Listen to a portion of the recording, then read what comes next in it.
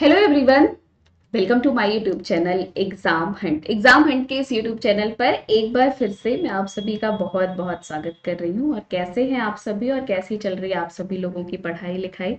कैसी चल रही है? सबसे मोस्ट इम्पोर्टेंट क्वेश्चन तो यही है ना, क्योंकि कल मैंने एक बात बोली थी कि आपको सिलेक्शन दिलवाना ये मेरी जिद है और आपको सिलेक्शन लेना ये आपकी जिद है। तो भाई इस बात को भूलिएगा नहीं। तो अगर थोड़ी भी पढ़ाई में अगर थोड़ा भी ढिलाई कर रहे होंगे तो बिल्कुल मत करिएगा, नहीं तो फिर कैसे ये जो वादा किया गया है ये वादा कैसे पूरा होगा। और अब यहाँ पे आपकी जो क्लासेस होगी वो डेली होगी, तो आप सभी यहाँ पे क्लासेस को देख सकते हैं और जो भी टॉपिक आपको पढ़ाया जाएगा उससे रिलेटेड हम क्वेश्चन भी करवाएंगे, ताकि आप जो भी टॉपिक पढ़िए उसमें किस तरह के क्वेश्चन आते हैं वो भी आपका तैयार हो जाए, फिर कोई भी कंफ्यूजन उसमें ना रह जाए। और दूसरी सबसे मोस्ट इम्पॉर्टेंट बात है, अगर जो बच्चे यहाँ पे नए हैं तो वो चैनल को सब्सक्राइब करना और बेल आइकन दबाना मत भूलिएगा, ताकि क्योंकि क्लासेस डेली होगी तो आपको नोटिफिकेशन भी मिलता रहेगा। वीडियो अगर पसंद आएगा आप सभी को, जो भी बच्चे देख रहे हैं या जो देखेंगे, वो अगर पसंद आता है तो लाइक भी कर दीजिएगा। और कहीं अगर कंफ्यूजन होता है, डाउट होता है, तो आप उसको कमेंट करके पूछ भी लीजिएगा। जो भी आपके डाउट होंगे उसको मैं क्लियर करूंगी। और हाँ भाई, वीडियो को ज्यादा से ज्यादा आप सभी शेयर भी करिएगा। सभी को गुड इवनिंग, गुड इवनिंग जो है। तो आइए चलिए फिर स्टार्ट करते हैं टॉपिक को और देखते हैं आज हम क्या पढ़ने वाले हैं, क्योंकि यहाँ पे आपका पूरा पाठ्यक्रम होगा और इसका जो पीडीएफ होगा आप देखेंगे नीचे डिस्क्रिप्शन बॉक्स में टेलीग्राम चैनल का लिंक है, आप वो टेलीग्राम चैनल ज्वाइन कर लीजिएगा, तो वहां से आपको इसका पीडीएफ भी मिल जाएगा। आज की इस क्लास में हम हिंदी की प्रथम रचनाएं पढ़ेंगे, मतलब आज हम रचनाएं पढ़ेंगे। कल हम इस टॉपिक से रिलेटेड आपके क्वेश्चन भी करवाएंगे इसी टॉपिक से रिलेटेड, तो आप सभी अच्छे से पढ़िएगा और जो भी डाउट होगा वो पूछ भी लीजिएगा। देखिए, जैसा कि आप सभी को यहाँ पे आप सभी देख रहे हैं, प्रथम रचनाओं से आप अगर किसी भी एग्जाम की, चाहे वो टीचिंग एग्जाम की प्रिपरेशन कर रहे होंगे, चाहे कोई वनडे एग्जाम की प्रिपरेशन कर रहे होंगे, तो आपको 1 से लेकर 2 नंबर के क्वेश्चन जरूर से जरूर आपको यहाँ से आते हैं। तो आज की क्लास में आप 2 नंबर के क्वेश्चन तो तैयार ही कर लेंगे। अब जैसे आपसे कभी भी अगर पूछा जाएगा ना कि हिंदी के प्रथम कवि कौन है, तो याद रखिएगा बहुत इजी सा क्वेश्चन है, आप तुरंत बताओगे भैया हमारे कौन। एक ऑप्शन दिखेगा आपको सरहपा, जैसे आपको दिखेगा कि भैया हिंदी के प्रथम कवि कौन है, सरहपा है, तुरंत उस पे आप क्या कर देंगे, लगा देंगे। ठीक है, इसमें तो कोई डाउट ही नहीं होगा। अब अगर आपसे पूछ लिया कि बताइए हिंदी का प्रथम मौलिक नाटक कौन सा है, तो आप देखेंगे आपके सामने जब 4 विकल्प में एक विकल्प दिखेगा नहुष, जैसे दिखेगा तुरंत उस पर गोला लगाइएगा, तुरंत वो आपका राइट आंसर होगा। अगर पूछेगा कि प्रथम मौलिक नाटक के रचनाकार हैं, तो याद रखिएगा गोपाल चंद्र गिरधर दास इसके क्या है, रचनाकार हैं। और अगर आपसे पूछेगा कि नहुष की रचना गोपाल चंद्र गिरधर दास ने किया कब था, तो कब बताओगे भाई, बताइए जल्दी से, जिसको आ रहा होगा वो बताता चलेगा कमेंट बॉक्स में, हम आपके सभी के कमेंट देख रहे हैं। तो 1857 में। कब? 1857 में इन्होंने अपने जो ये मौलिक नाटक था नहुस, ये आया था। अब देखिए, अब अगर ये भी बड़ा ही फेवरेट क्वेश्चन है एग्जामिनर का कि दोहा और चौपाई का प्रयोग करने वाले कवि कौन है। वैसे तो सारे क्वेश्चन है, आप प्रीवियस ईयर पेपर देखिए, आपको सारे प्रश्न मिल जाएंगे यहाँ पे। तो याद रखिएगा ये सरहपा ही है जो कि प्रथम कवि भी है और दोहा और चौपाई का पहला प्रयोग करने वाले कवि के रूप में इन्हें क्या किया जाता है, जाना जाता है। अब देखिए, ये तो क्वेश्चन आप सभी को पता है कि ये तो भाई आप कोई भी पेपर अगर प्रीवियस ईयर पेपर देख रहे हैं तो आपको ये प्रश्न बहुत बार मिलता है कि प्रथम हिंदी पत्र कौन सा है। तो आप याद रखिएगा उतंड मार्तंड, जो कि कब प्रकाशित हुआ, तो 30 मई 1826 में प्रकाशित हुआ था। और ये कैसा पत्र था, तो याद रखिएगा ये एक साप्ताहिक पत्र था। मतलब क्या है, ये सप्ताह में आपका एक बार ये पत्र आता था। और इसके अगर पूछा जाएगा कि कौन संपादक हैं, तो बताइए जल्दी से, सभी लोग कमेंट करके बताएं, ये तो सबको पता होगा। तो याद रखिएगा कौन है, हाँ, पंडित जुगल किशोर शुक्ल जी हैं। कौन है? पंडित जुगल किशोर आपके शुक्ल जी जो है इसके क्या है, संपादक हैं। और कहां से इसका संपादन किया गया था, तो याद रखना बेटा, इसका संपादन कहां से किया गया था, तो कलकत्ता से इसका क्या किया गया था, संपादन किया था। डन सबको? ठीक है, कलकत्ता से संपादन किया गया था। और पंडित जो जुगल किशोर शुक्ल जी थे, ये थे कहाँ के, अगर ये पूछा जाएगा तो याद रखिएगा ये कहाँ के थे बेटा, तो ये कानपुर के थे। सबको यहां तक क्लियर हो गया? डन। जहां पे जिसको प्रॉब्लम होगी वो तुरंत पूछेगा कि मैम ये चीज हमें नहीं समझ में आया। ठीक है, कोई भी कंफ्यूजन, कोई भी आपको डाउट होता है तो आप तुरंत पूछिएगा। अब आपसे पूछेगा कि प्रथम एकांकी अगर पूछा जाए तो ऑप्शन में देखिएगा क्या कहीं पे एक घूंट दिया गया है। जहां पे एक घूंट दिया गया आपको तुरंत टिक करना है। किसकी है? तो याद रखिएगा प्रसाद जी की ये है आपका प्रथम एकांकी। प्रथम रेखा चित्र अगर आपसे पूछा गया तो फिर वही बताना है कि पदम प्रयाग। और ये आप याद रखिएगा, कभी रट कर नहीं आप याद कर सकते। जितना ज्यादा आप डिस्कशन करेंगे लिटरेचर उतने ही अच्छे से तैयार होता है। जब आप एक बार पढ़ लेंगे फिर आप क्वेश्चन करेंगे तो अपने आप देखेंगे कभी भी क्वेश्चन पूछा जाएगा तो आप गलत नहीं करेंगे। ये 1929 ईस्वी में और किसके द्वारा ये रेखा चित्र आया था? तो याद रखिएगा पद्य सिंह शर्मा के द्वारा ये आपका क्या हुआ था? रेखा चित्र आपका आया था। ये देखिए, ये बहुत ही इंपॉर्टेंट क्वेश्चन है। मुक्तक छंद पर के प्रथम प्रयोगकर्ता कौन है? या फिर आपसे पूछा जाए मुक्तक छंद पर आधारित प्रथम रचना कौन है? तो याद रखिएगा जूही की कली। ठीक है, जिसमें क्या होता है भाई, एक हमारा वर्णिक छंद था जिसमें हम वर्णों का ध्यान देते थे, एक मात्रिक छंद है जिसमें हम मात्राओं का ध्यान देते थे, और एक हमारा मुक्तक छंद जिसमें हमें वर्ण और मात्रा से कोई मतलब नहीं होता था। तो जूही की कली, जूही की कली रचना किसकी है? तो याद रखिएगा सूर्यकांत त्रिपाठी निराला जी की। किसकी है? सूर्यकांत त्रिपाठी निराला जी की ये जूही की कली रचना है। और सूर्यकांत त्रिपाठी निराला जी की अगर हम बात करें ना तो इनको हम लोग उपनाम से क्या जानते हैं? इनको तो एक तो निराला से आप सभी जानते हैं, कोई दिक्कत नहीं है। आपसे कभी भी पूछा जाए कि साहित्य सौरदुल्य किसे कहा जाता है, साहित्य सौरदुल्य किसका उपनाम है? तो याद रखना सूर्यकांत त्रिपाठी निराला जी का है। अगर आपसे पूछा जाए कि जो है काव्य का महाप्राण किसे कहा जाता है, कभी भी अगर आपसे पूछे कि काव्य का महाप्राण किसको कहा जाता है, तब भी याद रखिएगा कि सूर्यकांत त्रिपाठी निराला जी को काव्य का क्या कहा जाता है? महाप्राण भी कहा जाता है। डन सबको? किसी को कोई कंफ्यूजन नहीं? ओके, नेक्स्ट देखिएगा। जहां पे कंफ्यूजन होगा भाई आप कमेंट करके पूछ लीजिएगा। हम आपके कमेंट का रिप्लाई अभी तो नहीं कर पाएंगे लेकिन हम हर एक कमेंट का रिप्लाई जरूर आपको मिलेगा। ठीक है ना? तो आप सभी इसका नोट्स बना सकते हैं तो बना लीजिएगा। जो भी इंपॉर्टेंट बातें बोल रहे हैं उसको भी आप सभी नोट डाउन करते चलिएगा। और अगर आपको पीडीएफ चाहिए होगा तो डिस्क्रिप्शन बॉक्स में जो आपको टेलीग्राम का लिंक दिया गया है, आप उस लिंक के थ्रू जो है आप ये पीडीएफ ले सकते हैं। ओके, चलिए अगला देखिए, आपसे पूछा गया है कि हिंदी का प्रथम रिपोर्ताज कौन सा है? रिपोर्ताज की अगर हम हिंदी के प्रथम बात करते हैं तो लक्ष्मीपुरा, जो कि 1928 ईस्वी में आया था। और किसका? शिवदान सिंह चौहान का जो है हिंदी का क्या था? प्रथम रिपोर्ताज था। अब देखिए यहाँ पे एक क्वेश्चन है, आपसे पूछा जाता है कि खड़ी बोली गद्य की प्रथम रचना। इसको बहुत ध्यान से समझिएगा। एक तो आप सभी जानते हैं कि खड़ी बोली गद्य की प्रथम रचना कौन सी है? चंद्र छंद वर्णन की महिमा। ठीक है, महिमा कवि गंग का है। एक तो ये भी आपका ये सही है, लेकिन अगर आपको ये नहीं दिया, जैसे कुछ जो हमारे मतलब जो लोग थे हिंदी व्याकरण के जो विद्वान लोग थे, वो कुछ लोगों का मानना था कि चंद्र छंद वर्णन की जो महिमा है वो हिंदी की जो है गद्य की प्रथम रचना है। लेकिन कुछ लोगों को मानना था कि गोरा बादल की कथा, गोरा बादल की कथा जो है वो हिंदी गद्य की प्रथम रचना है। और गोरा बादल की कथा के रचनाकार कौन है? किसी को पता है? जटमल। कौन है इसके? जटमल। तो याद रखना दोनों ऑप्शन में कभी नहीं होगा। अगर गोरा बादल की कथा दिया गया है तो आपका चंद्र छंद वर्णन की महिमा नहीं होगा, और चंद्र छंद वर्णन की महिमा दिया गया है तो कभी भी गोरा बादल की कथा नहीं दिया गया होगा। क्योंकि कुछ विद्वान का मानना था कि ये हमारी खड़ी बोली गद्य की प्रथम रचना, और कुछ विद्वानों का मानना था ये हमारी।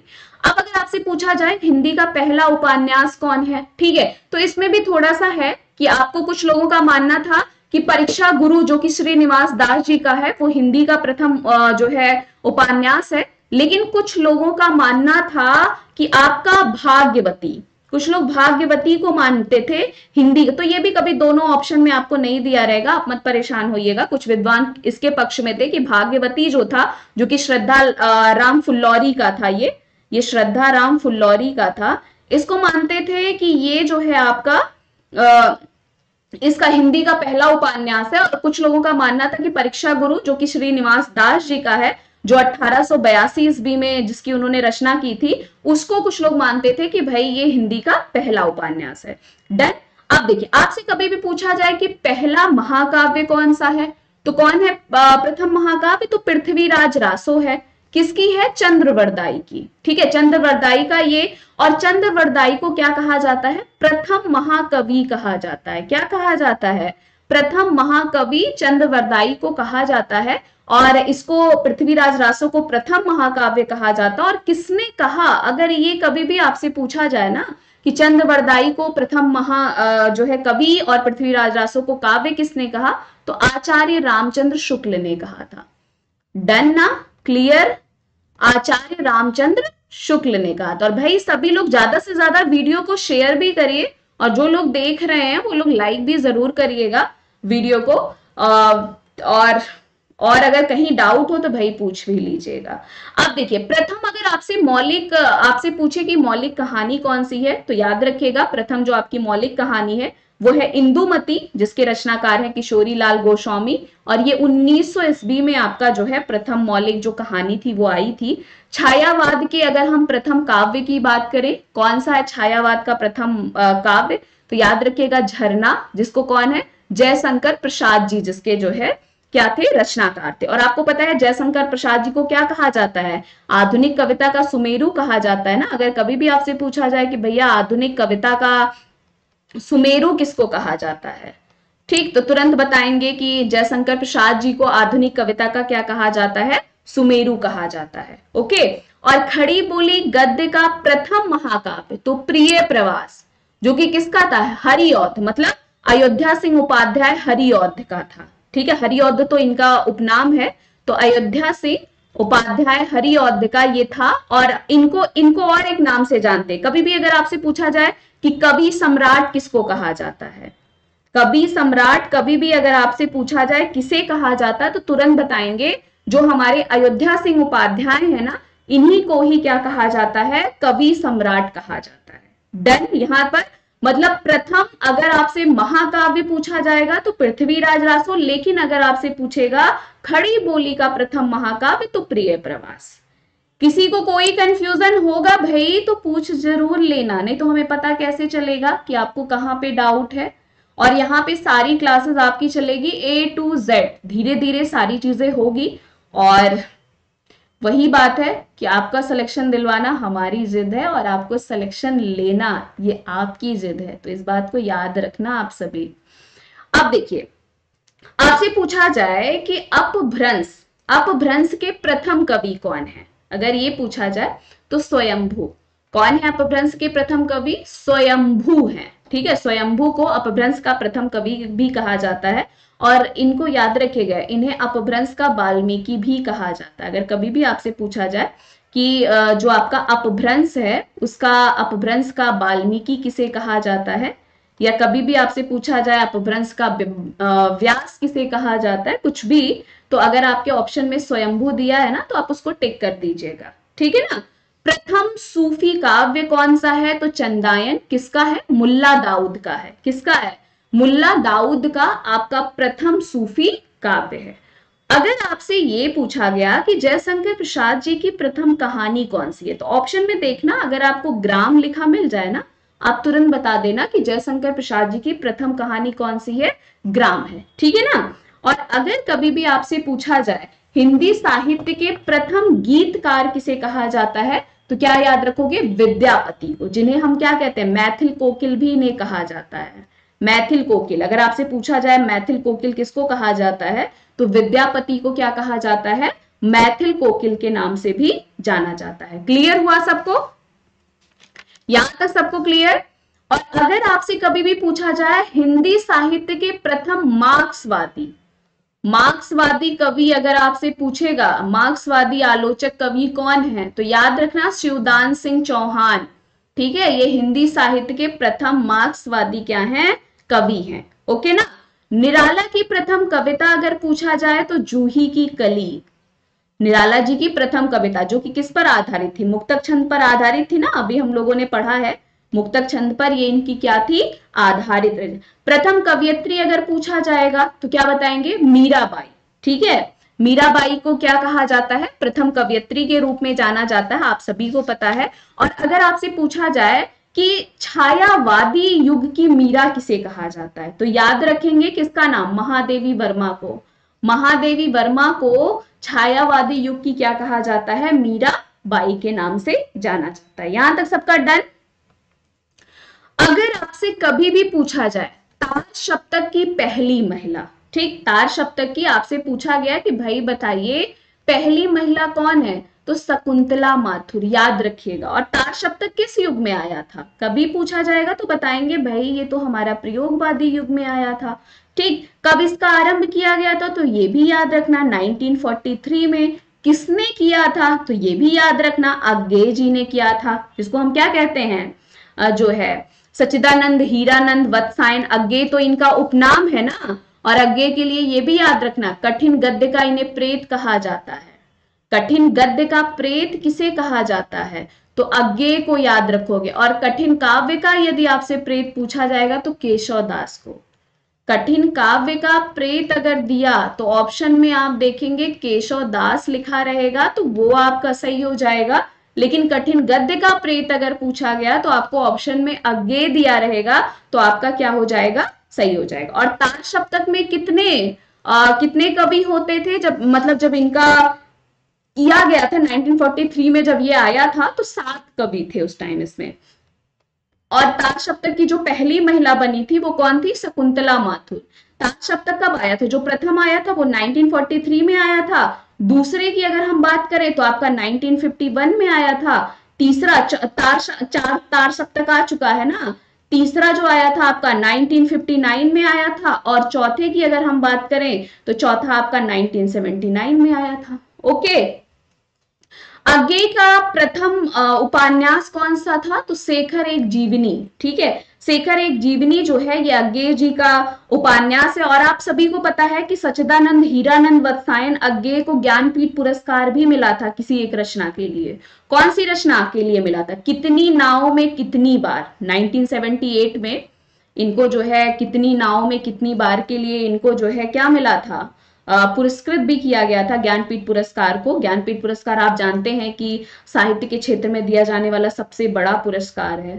प्रेमचंद की प्रथम कहानी अगर आपसे पूछा जाए तो पंच परमेश्वर को प्रेमचंद की प्रथम कहानी कहा जाता है। खड़ी बोली के अगर आपसे प्रथम कवि पूछा जाएगा तो अमीर खुसरो को खड़ी बोली का प्रथम कवि।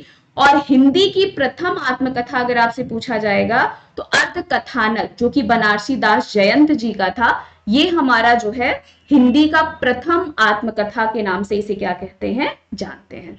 तो ये था आपके लिए बहुत सारी इंपॉर्टेंट बातें जो कि जो है आपके लिए समझिए 2 नंबर का क्वेश्चन तो आपके किसी भी वनडे एग्जाम, चाहे आप टीचिंग एग्जाम की प्रिपरेशन कर रहे हैं तो आपका ये समझिए आपका तैयार हो गया है। फिर भी अगर आपको कहीं भी डाउट होगा तो आप पूछ लीजिएगा। आज जो हम पढ़ाए हैं इसका हम कल टेस्ट भी लेंगे आपको, और उस जो भी टॉपिक होगा वो टॉपिक भी आपका पढ़ाया जाएगा। डेली आपकी क्लासेस होगी, आप याद रखिएगा। तो चैनल को आप लोग सब्सक्राइब जरूर कर लीजिएगा, कमेंट करके जरूर बताइएगा क्लास कैसी लगी या कोई कंफ्यूजन होगा, और लाइक करना भी मत भूलिएगा। और ज्यादा से ज्यादा आप सभी इसे अपने दोस्तों के साथ शेयर भी करिएगा। तो आज के लिए इतना ही, और पीडीएफ आपको डिस्क्रिप्शन बॉक्स में जो लिंक है जो आपका टेलीग्राम पर, उस पे मिल जाएगा। तो टेलीग्राम चैनल को आप सभी ज्वाइन कर लीजिएगा। तो चलिए फिर मिलते हैं आपसे नेक्स्ट क्लास यानी कि कल की क्लास में, और डिस्कस करेंगे आपके साथ बहुत सारी बातें। तो याद रखना, सिलेक्शन लेना आपकी जिद है, और सिलेक्शन आपको दिलवाना ये मेरी जिद है। तो इस बात को याद रखिएगा। तो मिलते हैं फिर। Thank you, bye bye, take care, अपना ख्याल रखिएगा और पढ़ते रहिएगा, मस्त रहिएगा। कहीं पे कंफ्यूजन होगा तो पूछ भी लीजिएगा। थैंक यू बेटा।